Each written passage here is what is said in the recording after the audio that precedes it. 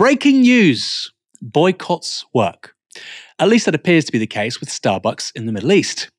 The company's Middle Eastern franchisee is the Al Shaya Group. They're headquartered in Kuwait. And they've just announced 2,000 members of staff will be laid off, which is around 4% of their workforce, of around 50,000 people across North Africa and West Asia. Explaining that decision, a spokesperson for the group said this. As a result of the continually challenging trading conditions over the last 6 months, we have taken the sad and very difficult decision to reduce the number of colleagues in our Starbucks, MENA, Middle East and North Africa stores. We will ensure that we give our colleagues leaving the business and their families the support they need, and we would like to express our deepest thanks for their hard work and dedication to Al Shaya Group and the Starbucks brand. The Starbucks responded to that news saying this. Our thoughts are with the Green Apron partners who will be leaving, and we want to thank them for their contributions. Starbucks remains committed to working closely with Al Shaya to drive long-term growth in this important region. Emphasis there on long-term, because short-term, they ain't growing. In December, Starbucks chief executive Laxman Nareshman wrote a letter to company staff which highlighted escalating protests against the company as a major problem. And in January, Starbucks told investors that it was seeing a, quote, significant impact on the traffic and sales in the Middle East amid calls to boycott the company for its alleged support of Israel. Shares in Starbucks have dropped by almost 12% over the past year. That's pretty extraordinary. It's important to note that Starbucks is just one brand of many facing these kinds of issues, particularly in West Asia and North Africa, as a result of protests. In January, McDonald's chief executive Chris Kempczinski said misinformation about alleged support for Israel was having a, quote, meaningful impact on sales by its franchisees in the region. Kieran, we always hear, don't we, from the clever clogs in the media, well, people can't do anything, people power doesn't work. This is a pretty clear example of boycotts and protests having a massive impact on one of the world's most iconic brands. Yeah, it's a wonderful thing. And that I know that in saying that, I'm partly describing people losing their jobs, but it is nonetheless absolutely necessary to arrive at a place of greater justice. And if Starbucks or if any of these companies cared so much about their Green Apron partners, or whatever ridiculous corporate term they conjure up to name their workers, who they otherwise, no doubt, mistreat, then I think they should stop funding genocide. They should stop supporting a genocide. It's as simple as that. So yeah, it's a wonderful, very wonderful thing.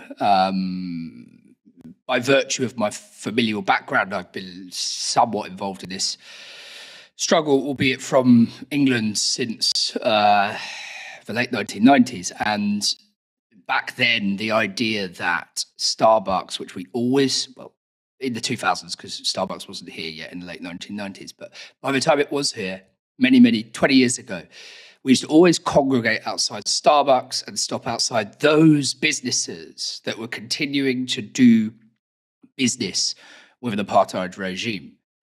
Very few people acknowledged it was an apartheid regime back then. Very few people felt compelled to stop drinking their favorite drinks or getting their favorite snacks from Starbucks and shops like it. Now, 20 years later, we're in a position where there are measurable material losses to Starbucks and other large corporations because they are complicit in their own economic way with the process of genocide.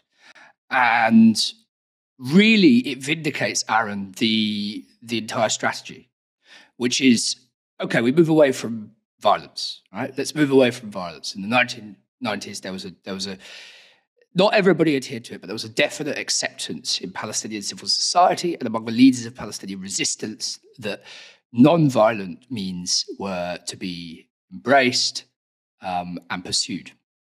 So where do you go after you've rejected violence? You go to a place where the consequences are still harsh and hard. You go to the economy, you go to economics, you go to BDS. And initially it was a small acorn, but it is starting to it's clearly starting to flourish now, with companies like Starbucks and McDonald's having to admit such things. We're clearly raising the costs. And I would say to everybody who cares about this, listening or watching, that continuing to raise the costs is the only way we're going to achieve Palestinian statehood and Palestinian justice. These boycotts are really having a big material impact. You know, we've seen it with McDonald's, like I say, with Starbucks, particularly in MENA, Middle East, North Africa, which is a growth market. You know, you've got saturated markets for these kinds of products in Europe, in North America. And all of a sudden, you've got a big growth market saying, actually, we're not interested in what you're offering anymore, which is a big deal. The bottom line really matters. And I have to say, again, I don't know how people watching this or listening later on feel about this. You know, I was in the co-op the other day. I went to buy some avocados, being a millennial socialist, and it said product of Israel. And I instinctively was repulsed. And, you know, you want to talk to these people and say, why the hell are you selling these products? I've got a certain position in regards to sanctions. I don't agree with sanctions. Now, I know with Israel, people might disagree, or they might say with South Africa, they worked, which is true. But they also killed maybe hundreds of thousands of people in Iraq during the 1990s. They are leading to many, many avoidable deaths in places like Iran, Cuba, and they're generally a tool for powerful states against poor states. But boycotts by civil society are a very different creature. And realistically, you know, boycotts across MENA, you're looking at a market of hundreds of millions of people. That's a serious proposition for any business. And wow, is it working?